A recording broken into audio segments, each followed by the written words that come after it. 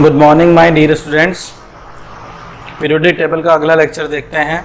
मैं आपको एक इन्फॉर्मेशन दे दूं कि पीरियोडिक टेबल का अगला लेक्चर आपको राम सिंह सर पढ़ाएंगे।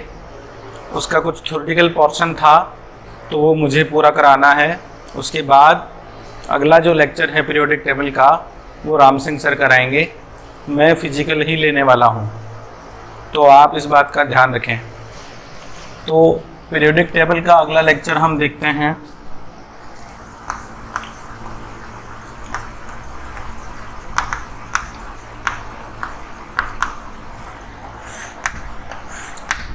ध्यान से सुनो।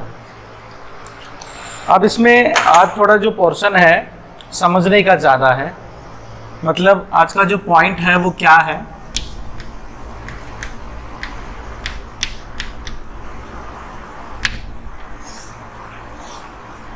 आपको स्ट्रक्चर बतानी है, स्ट्रक्चर ऑफ पीरियोडिक टेबल।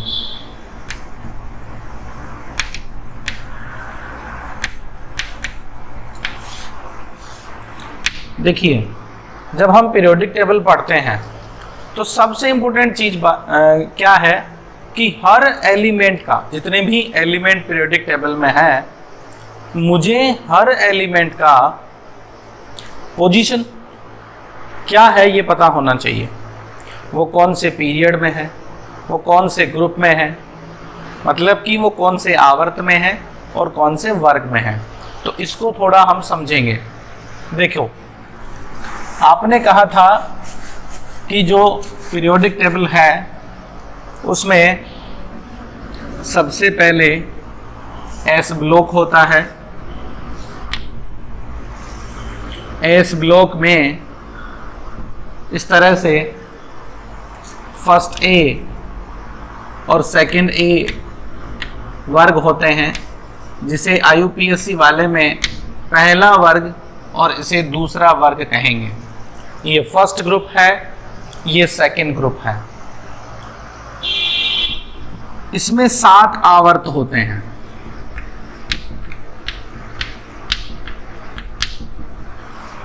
पहला आवर्त, दूसरा आवर्त, तीसरा आवर्त, चौथा आवर्त, पांचवा आवर्त, छठवां आवर्त और सातवां आवर्त। तो इसकी हमें अब जरूरत नहीं है। तो इसमें 7 आवर्त होते हैं। ठीक है जी। जो फोर्थ आवर्त होता है, चौथा आवर्त, वहां से डी ब्लॉक स्टार्ट होता है।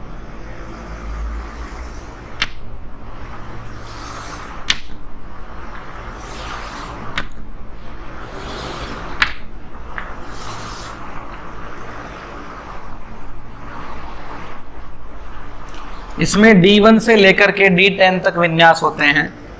इसमें NS1 विन्यास होता है, इसमें NS2 विन्यास होता है। What is N?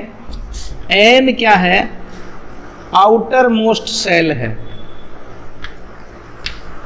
N है आउटर मोस्ट सेल, मतलब संयोजी कोष। ठीक है जी।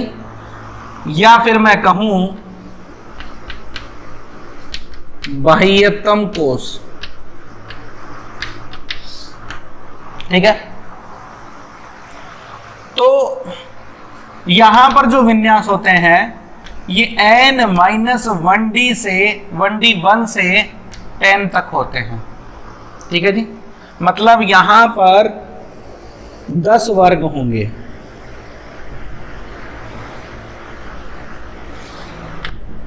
5, 6, 7, 8, 9 और 10। D1, D2, D3, D4, D5, D6, D7, D8, D9 और D10। ठीक है जी। इसके बाद में ये देखो, जो सेकेंड पीरियड होता है वहां से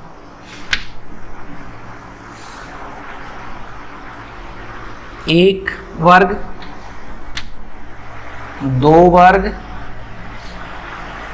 3, 4, 5 और 6, ये 6 वर्ग होते हैं। पीरियड की बात करें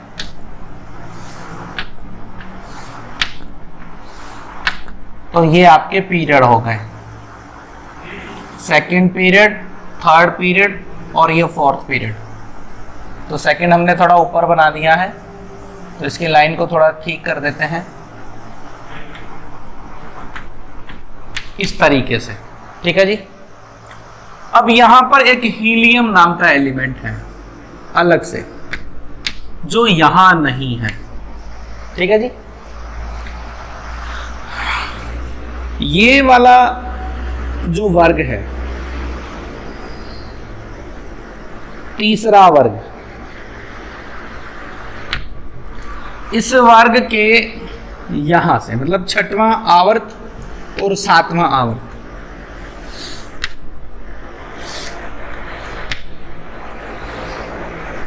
इस तरह से बाहर की तरफ ऐसे 3D में देखो आप, मतलब ये 2D में है और ये बाहर की तरफ है। ये 4F के 14 ब्लॉक हो गए ऐसे, और ये 5F के 14 ब्लॉक हो गए। ध्यान रहे वो 14 ब्लॉक जो है वो वर्ग नहीं है अलग अलग, जैसे ये वर्ग है वैसे इसमें 14 तत्व अलग अलग वर्ग में नहीं है। ये 4F और 5F के दोनों तत्व, 4F के और 5F के सारे तत्व इस तीसरे ग्रुप में है। 3, 4, 5, 6, 7, 8, 9, 10, 11, 12, 13, 14, 15, 16, 17 और 18 ग्रुप है यहां पर, ठीक है। मेरा इसको पूरा बताने का जो मेन उद्देश्य है उसको समझिए। सबसे पहले मैं बोल रहा हूं वर्ग, दूसरा मैं उसे बोल रहा हूं ग्रुप। ये क्या है? देखिए, ये वर्ग है, ये वर्ग है, ये वर्ग है, ये वर्ग है, वर्ग है, वर्ग है, वर्ग है, वर्ग है। ये 18 वर्ग हैं। वर्ग किसे रिप्रेजेंट करता है? वर्ग रिप्रेजेंट करता है कॉन्फ़िगरेशन। कौन सा कॉन्फ़िगरेशन? Electronic configuration.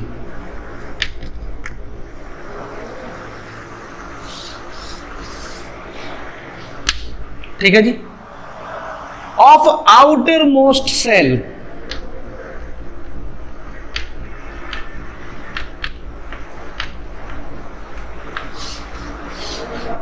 ठीक है। जो आउटर मोस्ट सेल है, जो आउटर मोस्ट सेल है उसका इलेक्ट्रॉनिक कॉन्फ़िगरेशन सेम होता है। अब इसको समझो, हिंदी में समझो इसे, कि एक वर्ग में जितने भी एलिमेंट होंगे उन सभी का आउटर मोस्ट सेल का, बाह्यतम कोश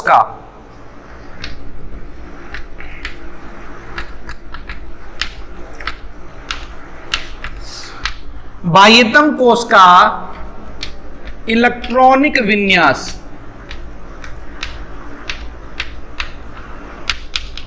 समान होगा। एक वर्ग में जितने एलिमेंट होंगे उनकी बाह्यतम सेल का इलेक्ट्रॉनिक विन्यास सेम होगा। और आपको मैंने बताया था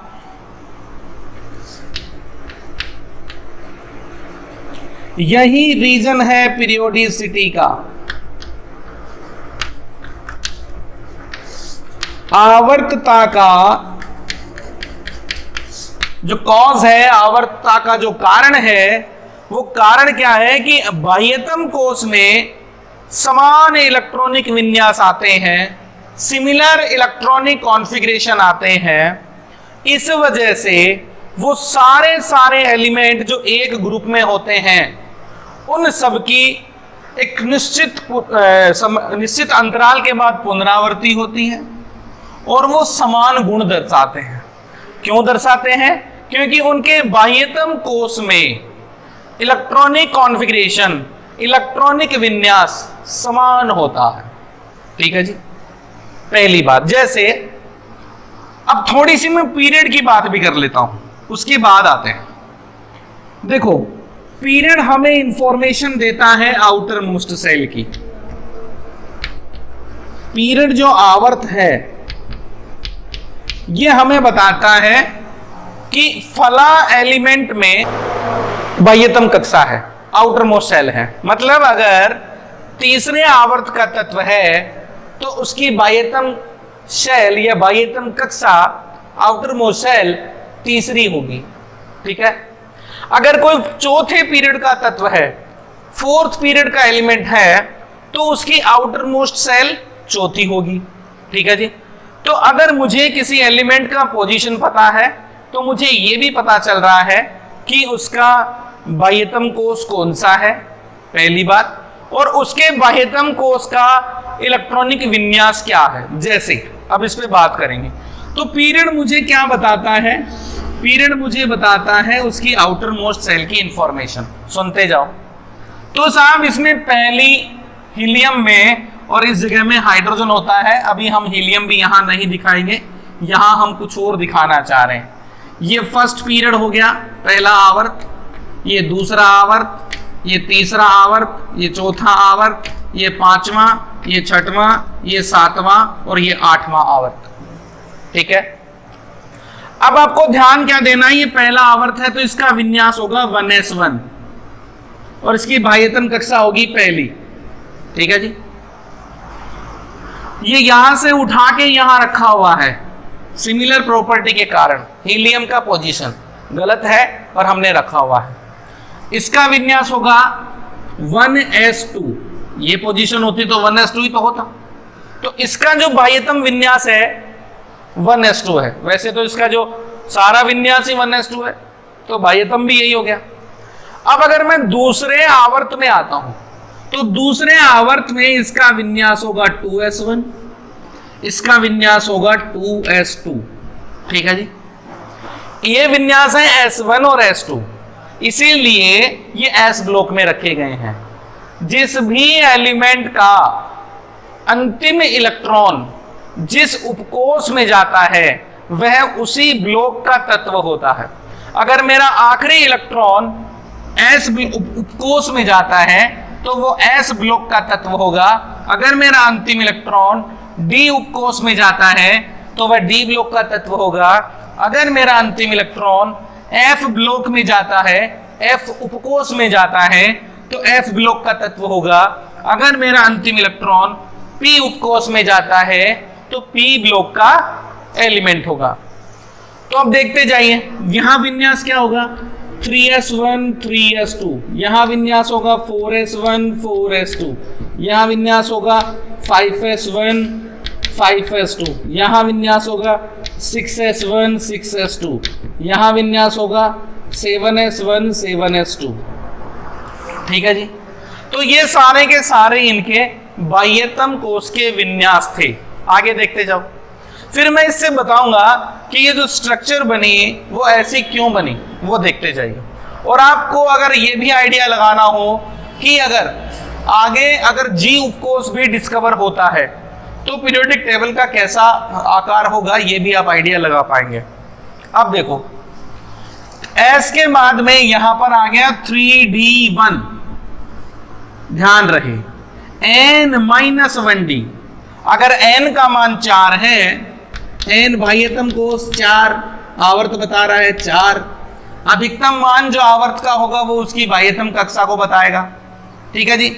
जब बाह्यतम कक्षा S में इलेक्ट्रॉन भरा होता है, फोर्थ वाली में भरा होता है, तो 3d1 को ये बता रहा है, ये 3d2 को बता रहा है, ये 3d3 के लिए है, ये 3d4 के लिए है, ये 3d5 के लिए। हालांकि कुछ विन्यास ऐसे नहीं होते हैं, जैसे 3d4 नहीं होता है, वो बात की बात है, वो आपको अगले लेक्चर में सर पढ़ाएंगे। 3d5 के लिए ये 3d में मैं आपको जनरल ऑर्डर बताने की बात कर रहा हूं। ये हो गया आपका 3d7, ये हो गया आपका 3d8, ये हो गया आपका 3d9, ये हो गया आपका 3d10। ध्यान रहे। सिमिलरली ये हो गया 4d1, ये 5D1 और ये 6D1, ठीक है जी। यहां पर हो गया आपका 5D, 4D2, 4D3, 4D4, 4D5। अब ये जनरल लिख रहा हूं मैं, इनमें से जो अपवाद होंगे वो अलग से पढ़ाएंगे आपको, वो अभी डिस्कस करें कोई मतलब नहीं है। यहां पर हो गया 4D6, यहां पर हो गया 4D7, ये हो गया 4D8, ये हो गया 4D9 और ये हो गया 4D10। इस ऑर्डर के लिए 10 बनाए हुए हैं, ठीक है जी। अब ये दो यहां छिप गए हैं तो मैं इसको रहने देता हूं, अभी यहां पे लिख देता हूं सीधा। ये हो गया 5D3, ये हो गया 5D4, ये हो गया 5D5। इस तरह से ये ऑर्डर चलते रहेंगे, ठीक है जी। समझ में आया आपको? तो आप क्या देख रहे हैं, तो डी का जो कॉन्फ़िगरेशन है वो n-1d 1 से 10 है। अगर मैं इसी तरह से 4f और 5f का बताऊं तो ये होता है n-2f 1 से 14, ठीक है जी। 1 से 14 तक इसमें भरे जाएंगे n-2 में। आगे देखते जाओ। अगर मैं p ब्लॉक की बात करूं तो ये सेकंड पीरियड से चालू है, सेकंड पीरियड 2p1, ये हो गया 2p2, ये हो गया 2p3, ये हो गया 2p4, ये हो गया 2p5 और ये हो गया 2p6। इसी तरह से इस तीसरे आवर्त की बात करो तो 3p1, 3p2, 3p3, 3p4, 3p5, 3p6। इसी तरह से यहां पर 4p1, 4p2, 4p3, 4p4, 4p5, 4p6। इस तरह से ये विन्यास चलते रहेंगे। तो मैंने क्या देखा, S के लिए जो कॉन्फ़िगरेशन है वो NS है, आउटर मोस्ट सेल वाला है। P के लिए जो कॉन्फ़िगरेशन है ये भी NP है। जैसे दूसरे आवर्त में देखो 2p है, तीसरे आवर्त में देखो 3p है, 3s है, 3p है। लेकिन चौथे आवर्त में अगर मैं S का देखता हूं तो 4s है, और P का देखता हूं तो 4p है, लेकिन D का देखता हूं तो 3d है। तो ध्यान रहे, तो D का जो कॉन्फ़िगरेशन है ये n-1d से चलता है, ठीक है जी। और अगर मैं F की बात करूं तो F को उसका देख लीजिए 6s और 6p, यहां पर 6p1, 6p2, इस तरह से चलेगा, ठीक है जी। तो आप देखिए 6s, फिर 5d, n-1d, n का वैल्यू यहाँ 6 है तो 6 में से 1 गया तो 5, और 6 में से 2 गए तो 4। तो छठवें आवर्त में 4f है। 4f जो है पीरियड इसका 6th पीरियड है और ग्रुप इसका 3rd ग्रुप है। इसी तरह से 5f की मैं बात करूं, 7th पीरियड है और 3rd ग्रुप है। ये आप ध्यान रखें, ठीक है जी। आप देखिए, तो D का जो कॉन्फ़िगरेशन चल रहा है n-1d करके चल रहा है, और F का जो कॉन्फ़िगरेशन चल रहा है वो n-2f करके चल रहा है। तो आप देखिए, इसी बेस्ड पर, इसी के आधार पर, इलेक्ट्रॉनिक कॉन्फ़िगरेशन के आधार पर इस पीरियोडिक टेबल का स्ट्रक्चर बनाया हुआ है। मतलब जो जनरल इलेक्ट्रॉनिक कॉन्फ़िगरेशन है वो क्या है, वो है NS NP 1 से 2, 1 से 6, n-1d 1 से 10 और n-2f 1 to 14। इस तरह से ये जनरल इलेक्ट्रॉनिक कॉन्फ़िगरेशन है। देखो, जनरल इलेक्ट्रॉनिक कॉन्फ़िगरेशन में अगर n-2 4f है तो ऑब्वियसली ये 6p और 6s होंगे और ये 5d होगा। मतलब अगर n-2f में भरा जा रहा है तो n-1d भरा जा चुका होगा, ns और np भरे जा चुके होंगे। उसके बाद नंबर आता है f का, और f का नंबर भरा जाता है n-2f में। तो ये जनरल इलेक्ट्रॉनिक कॉन्फ़िगरेशन होता है। हम वैल्यू पुट करके भी देख सकते हैं। तो इस तरह से ये कॉन्फ़िगरेशन होते हैं। तो अगर मान लीजिए आपको बोलता है कि साहब ये बोरॉन फैमिली है, boron, aluminium, gallium, indium, thallium, ठीक है जी। अब देखिए, अब आपसे पूछेगा साहब मुझे गैलियम का कॉन्फ़िगरेशन बताओ। तो गैलियम का कॉन्फ़िगरेशन अगर मुझे बताना है तो पहले मैं देख लूं बोरोन, एल्यूमिनियम और गैलियम। यहां पर गैलियम आने वाला है तो गैलियम, अब यहां पर हीलियम, नियोन, ऑर्गन, ऑर्गन के बाद में आगे वाला आवर्त, हीलियम, नियोन, ऑर्गन, ऑर्गन के बाद वाला आवर्त है। इसमें क्या क्या भरा जा चुका है? 4s भरा जा चुका है तो 4s2, फिर 3d भरा जा चुका है 3d10 और 4p कितना भरा गया है? 4p1। p1 में ही तो है, चौथा आवर्त है तो 4 और p है तो चौथा लेंगे। भाई p के लिए क्या लिया जाता है? nवा, जो आवर्त होता है वही लिया जाता है और आवर्त बताता है आउटर मोस्ट सेल को। तो इस तरह से आप कैलकुलेशंस को कर सकते हैं। ये अच्छे से समझने की चीज है। आप पेन लीजिए, ऐसा स्ट्रक्चर पूरा बनाइए, तब आपको थोड़ा समझ में आएगा। ठीक है जी। तो एक आवर्त के सभी तत्व सारे के सारे समान गुणों को प्रदर्शित करते हैं, सभी तत्व। और एक आवर्त में जितने भी तत्व होते हैं उन सबकी बाह्यतम कक्षा समान होती है। ठीक है जी। और जो आवर्त सारणी को जमाया गया है उसका जो स्ट्रक्चर है वो जनरल इलेक्ट्रॉनिक कॉन्फ़िगरेशन पे बेस्ड है। हम एक एग्जांपल लेके देख सकते हैं। जैसे मैं एग्जांपल लेता हूं 6th पीरियड का। देखो 6th पीरियड का एग्जांपल लेता हूं। जब मैं 6th पीरियड का एग्जांपल लूंगा तो सारा का सारा क्लियर हो जाएगा आपको। देखो कैसे लेते हैं साहब, देखो ध्यान से। 6th पीरियड में अगर मैं कॉन्फ़िगरेशन देखूं तो 6s2 भरा, पहले 6s2 के बाद में भरा, देखो किसको भरा, 6s2 के बाद में भरा 5d को, 5d10, ठीक है जी। 5d10 के बाद में भरा 6p को, सॉरी ये 4f आ रहा है बीच में, उसके बाद भरा 4f को, 1 to 14 या 14 लिख दो, पूरा भर दिया। ठीक है। उसके बाद 14 के बाद d का वापस नंबर आ गया तो 5d10 मैंने पहले ही लिख दिया। d1 के बाद 4f भरा ना, तो अपन क्या करते हैं, इसको यहां d1 रख के यहां 5d10 तक रख देते हैं। ठीक है जी। d1 यहां वेरी करेगा इसके साथ। उसके बाद में 5d10 हो गया। उसके बाद में अगर मैं बात करूं तो आगे मैं भर रहा हूं 6p को।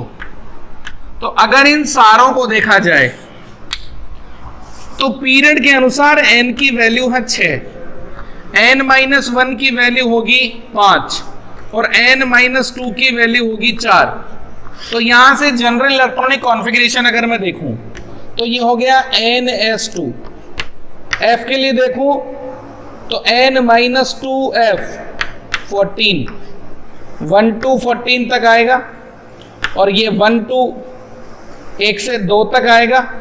और अगर मैं d की बात करूं, ये d तो इसी में मिला दो, अगर मैं d की बात करूं तो n-1d 1 से 10 तक आएगा। ठीक है जी। और p की बात करूं तो np आएगा। यही आपने लिखा ऊपर जनरल इलेक्ट्रॉनिक कॉन्फ़िगरेशन क्या होता है, तो उसी के अकॉर्डिंग इसका स्ट्रक्चर बनाया हुआ है। तो यहां पर मेरा 4f आ गया कंप्लीट और यहां पर मेरा 5f आ गया कंप्लीट। तो ये वाला चीज आपको समझ में आई होगी। आगे कुछ इंफॉर्मेशन है वो मैं आपको बताता हूं वो क्या है।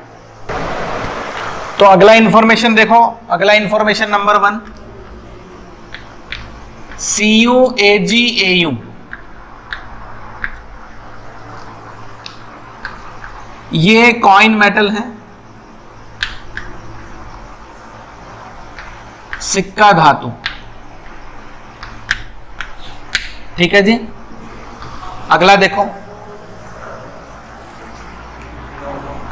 5, 6, 9, जिस ऑर्डर में मैं बता रहा हूं उसी ऑर्डर में याद रखना। 5 से 10 याद रखना, 6 से 9 और 8 से 18 याद रखना। ये वो ग्रुप है जो सिमिलर इलेक्ट्रॉनिक कॉन्फ़िगरेशन, समान इलेक्ट्रॉनिक विन्यास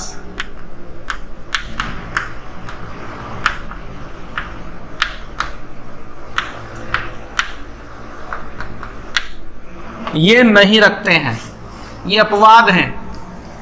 सभी ग्रुपों में समान इलेक्ट्रॉनिक कॉन्फ़िगरेशन होता है, इनमें नहीं होता। जैसे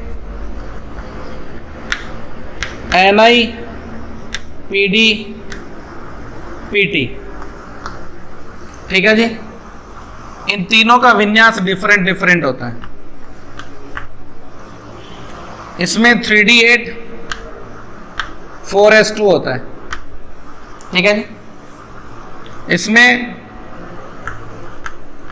4d10 5s0 होता है। इसमें 5d9 6s1 होता है। तो तीनों का ही कॉन्फ़िगरेशन अलग आ गया। तो इस तरह से 5, 6, 8, 5 से 10 याद रखो, 6 से 9 याद रखो, 8 से 18। तो ये जो ग्रुप है ये अपवाद हैं जिनके सभी तत्वों के इलेक्ट्रॉन कॉन्फ़िगरेशन सिमिलर नहीं होते हैं। देखो फर्स्ट आवर्त, तीसरा इंफॉर्मेशन। थर्ड इंफॉर्मेशन देखिए, पहला आवर्त, दूसरा आवर्त, तीसरा, चौथा, पांचवा, छठवां और सातवां।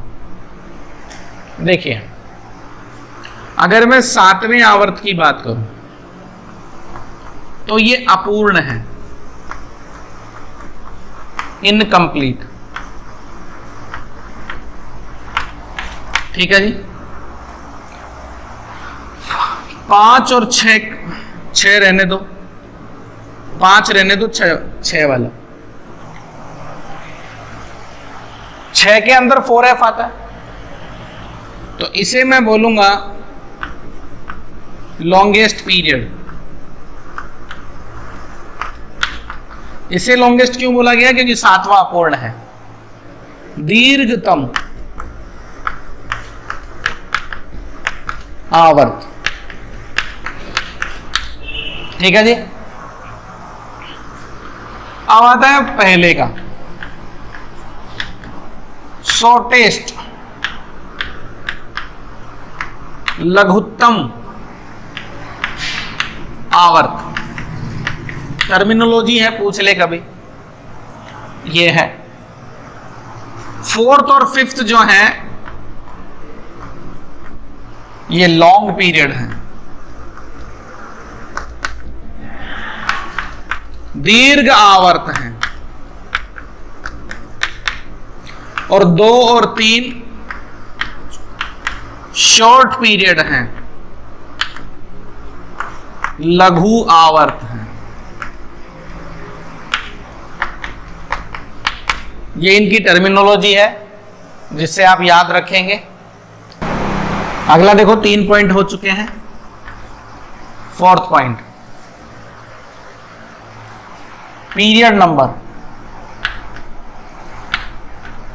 बराबर number of outermost shell, या फिर मैं नंबर ऑफ सेल्स, कितने उसमें सेल हैं, या पीरियड नंबर मुझे बताएगा आउटर मोस्ट शेल नंबर, ठीक है जी। नंबर 5, कोई भी जो पीरियड होता है वो स्टार्ट होता है NS से और एंड होता है NP से। अगली बात देखो, जो पीरियड है स्टार्ट होता है NS से और खत्म होता है NP से। अगला देखो, अगर मुझे maximum number of element in period चाहिए तो मुझे यह देखना होगा कि number of electron maximum in which shell, जिस सेल में इलेक्ट्रॉन की संख्या सबसे ज्यादा होगी उस सेल का नंबर, जैसे 6वीं कक्षा में सबसे ज्यादा है तो 6वें पीरियड में सबसे ज्यादा एलिमेंट है, तो उस एलिमेंट भी सबसे ज्यादा होंगे उस पीरियड में। अगला पॉइंट देखो 7वां, अगला है जो फर्स्ट ए आवर्त है, पहला आवर्त, इसे एल्कली मेटल बोलते हैं। ये प्लांट एश से प्राप्त होता है, राख जो होती है लकड़ियों को जलाने से किसी भी प्लांट के, इसलिए इनको क्षारीय धातु बोलते हैं। 8वां सेकंड ए, इसको बोलते हैं एल्कली अर्थ मेटल।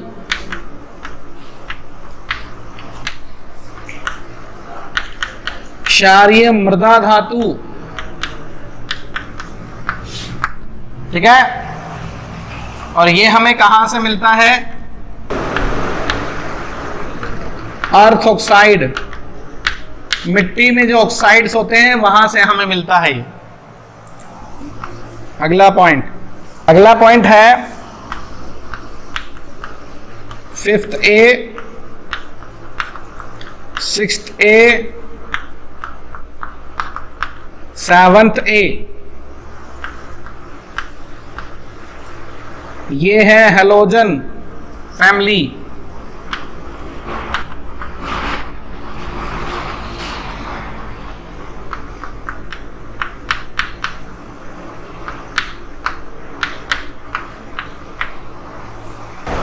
यह हेलोजन फैमिली साल्ट फॉर्मेशन करता है।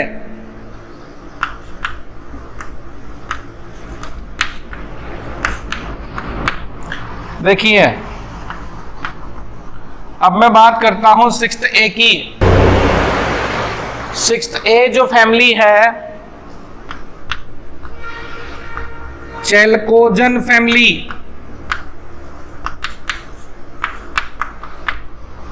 ये और फॉर्मेशन करता है। और फॉर्मेशन किसे बोलते हैं? और बोलते हैं इनको जिसको अपन हिंदी में बोलते हैं खनिज। खनिज फॉर्मेशन करता है। तो ये जो चेलकोजन फैमिली हो गई, ये हो गई ऑक्सीजन सल्फर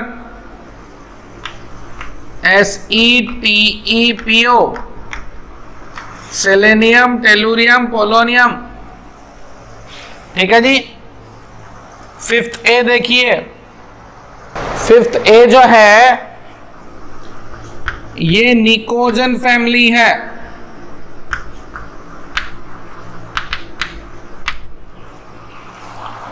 ये बेटा फर्टिलाइजर फॉर्मेशन करती है, उर्वरक।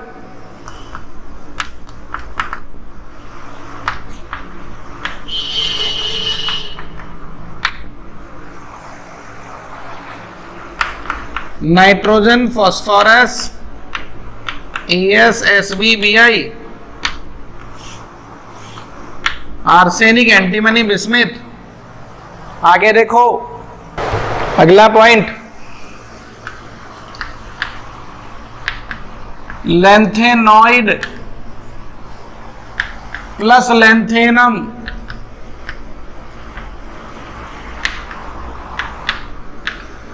रेयर अर्थ मेटल,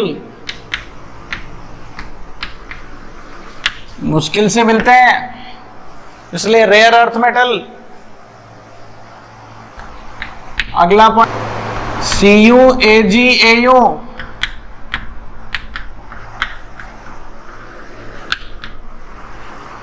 ये कॉइन मेटल है, सिक्का धातु, ठीक है। अगला देखो ZnCdHg, ये वोलेटाइल मेटल है,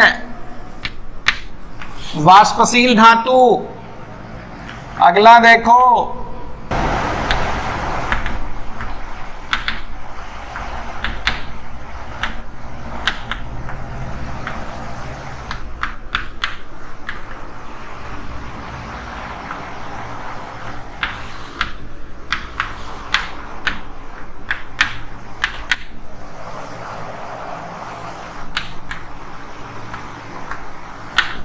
ये लिक्विड नॉन मेटल है, ये लिक्विड मेटल है। एक बात ध्यान रखना, Hg और ब्रोमीन ये रूम टेम्परेचर पे लिक्विड है।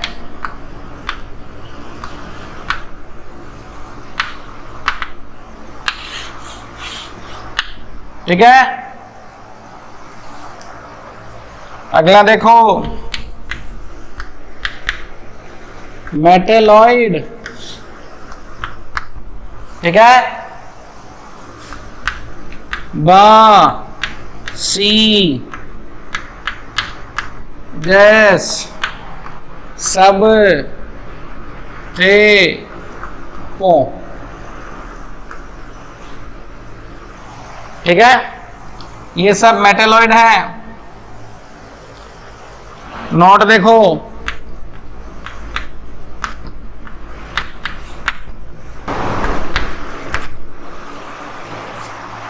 बोरॉन,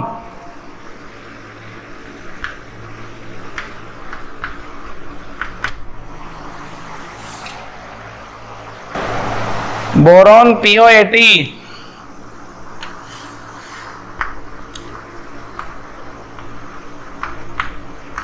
ये मेनली मेटल है।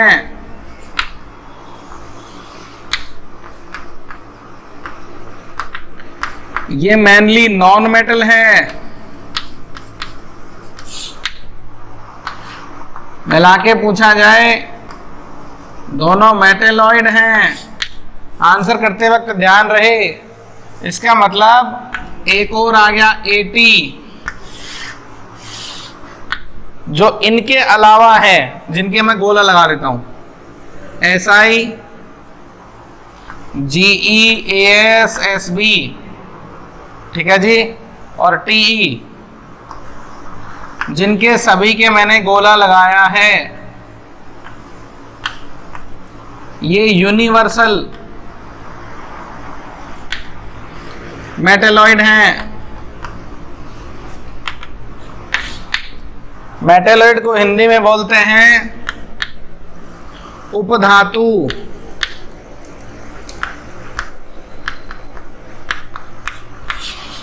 जिसमें धातु अधातु दोनों के गुण होते हैं, जो नॉन मेटल व्यवहार भी दर्शाते हैं और मेटेलिक बिहेवियर भी दर्शाते हैं। तो ये सारा है, साफ कर देते हैं। अगला देखो, नंबर ऑफ एलिमेंट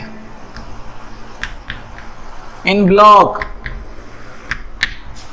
अगर मैं S ब्लॉक की बात करूं तो 6 और 6 12 plus hydrogen plus helium total 14। अगर मैं P ब्लॉक की बात करूं तो 6 पंजे 30 टोटल। अगर मैं D ब्लॉक की बात करूं तो इसमें हो गए 40, 10 चौके 40। इसी तरह से मैं F ब्लॉक की बात करूं तो F ब्लॉक के हिसाब से इसमें हो गए 28। तो ये number of element in block है। अगला पॉइंट देखिए, maximum gases element in second period 4 हैं, N2O2, F2 और neon.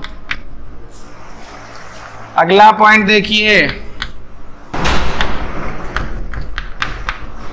Maximum number of electron इन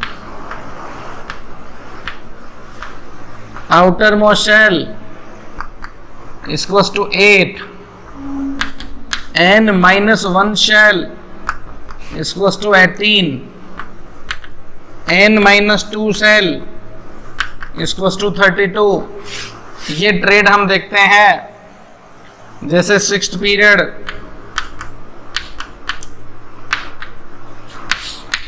ठीक है।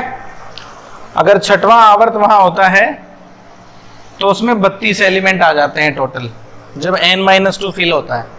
जब n-1 फिल होता है तो 18 इलेक्ट्रॉन मैक्सिमम आते हैं, और जब केवल n, s और np, अगर मैं बोलूं n, s और np फिल होते हैं तो आउटर मोस्ट शेल में 8 इलेक्ट्रॉन आते हैं। तो maximum number of electron in outer shell, outermost shell, या फिर मैं बोल दूं maximum number of elements in period, maximum number of element in a period, एक किसी आवर्त में अधिकतम कितने एलिमेंट हो सकते हैं उसकी चर्चा हमने की है। आगे देखो, अगला पॉइंट है IUPAC naming of elements.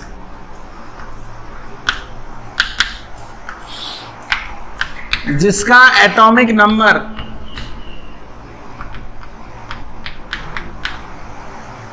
Greater than 100 होता है उसके लिए, परमाणु क्रमांक 100 से ऊपर होता है उसके लिए IUPAC नेम दिया जाता है। ठीक है जी। तो इसमें कुछ वर्ड रूट होते हैं, कैसे होते हैं वो देखो कैसे देते हैं। तो देखो वर्ड रूट में क्या होगा, पहले मैं वर्ड रूट लिखूंगा फिर IUM लगा दूंगा, ये इसका क्या हो जाएगा, IUPAC नाम हो जाएगा। ध्यान देना, एक बात ध्यान रहे, अगर इसमें I आ रहा है वर्ड रूट में तो इसे नहीं लिखेंगे। ये भी आप ध्यान रहे कि अगर वर्ड रूट में जैसे ट्राई TRI प्लस EM, ठीक है जी, तो ये वाला I नहीं लिखा जाएगा, ट्राइयम। ठीक है जी, ऐसे होगा। इसी तरह से बाई, तो बाई प्लस EM, तो ध्यान रहे ये वाला I साइलेंट हो, नहीं लिखा जाएगा, तो लिखा जाएगा BM। इस तरह से लिखा जाएगा। तो वर्ड रूट क्या क्या है, अगर एटॉमिक नंबर में मान लीजिए कोई नंबर है तो उसको नाम देना होगा हमें, जैसे 101 है, 102 है, 100 से ज़्यादा वाले, तो पहले मैं इसका वर्ड रूट नाम दूंगा, फिर इसका वर्ड रूट नाम दूंगा, फिर इसका वर्ड रूट नाम दूंगा, और लास्ट में EM लगा दूंगा। ठीक है, तो first word, second word, third word, first word root, फिर सेकेंड वर्ड रूट, फिर थर्ड वर्ड रूट, और उस फिर EM लगा देंगे। तो ये वर्ड रूट क्या होते हैं इसे देख लेते हैं। आप हिंदी में इसे कह सकते हैं जो शब्दों के पहले लगते हैं, अब वो उपसर्ग हो चाहे प्रत्यय, आप देख लेना, उसे उपसर्ग और प्रत्यय आप कह सकते हो। तो जैसे 1 के लिए क्या होगा, 0 के लिए क्या होगा, 2 3 4 5 6 7 8 9। ठीक है जी। तो 0 के लिए होता है नील, 1 के लिए होता है अन, 2 के लिए होता है बाई, 3 के लिए होता है ट्राई, 4 के लिए होता है क्वाड, 5 के लिए होता है पेंट, 6 के लिए होता है हैक्स, 7 के लिए होता है सेप्ट, 8 के लिए होता है ओक्ट, और 9 के लिए होता है इन। ठीक है जी। तो अब जैसे मुझे IUPAC नाम देना है तो मैं पहले 103 ही ले लेता हूं, थोड़ा सा सुंदर लिखते हैं। तो पहले 1 के लिए मैं लिखूंगा अन, ठीक है जी। 0 के लिए लिखूंगा मैं नील, ठीक है जी। 3 के लिए लिखूंगा मैं ट्राई, फिर मैं लगा दूंगा सफिक्स EM।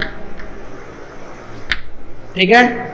अब देखो, अब इसे कंबाइंड करना है, फिर लिखना है, तो आप जानते हैं एक I हट जाएगा, तो अन, नील, ट्रियम, ये आ गया 103 के लिए। ठीक है। इसी तरह से 101 के लिए अब डायरेक्ट लिखूंगा मैं, अन्य नील अन्ययम, तो अन्य नील अन्ययम, ठीक है जी। इसी तरह से मैं 102 के लिए लिखता हूं, अन्य नील बियम, ठीक है जी। इस तरह से मैं 112 के लिए लिखता हूं, अन्य बियम। 111 के लिए लिख के देख लेते हैं, अन्ययम। इस तरह से लिख सकते हैं। तो यूपीएससी नाम देना आसान है, जिसका एटॉमिक नंबर Z 100 से ऊपर हो उसके लिए हम ये नाम देते हैं। सबसे पहले आप उसका वर्ड रूट लिखोगे, तीनों का, पहले शब्द का, दूसरे का, तीसरे का। उसके बाद में ईएम सफिक्स लगा दोगे, ठीक है जी। और इस तरह से नाम आपके बनेंगे। हिंदी में लिखने का इनका कोई तुक नहीं है। आपको ये हिंदी में लिख के गलत करने में मजा आता हो तो बात अलग है, आपको ऐसे ही लिखना है।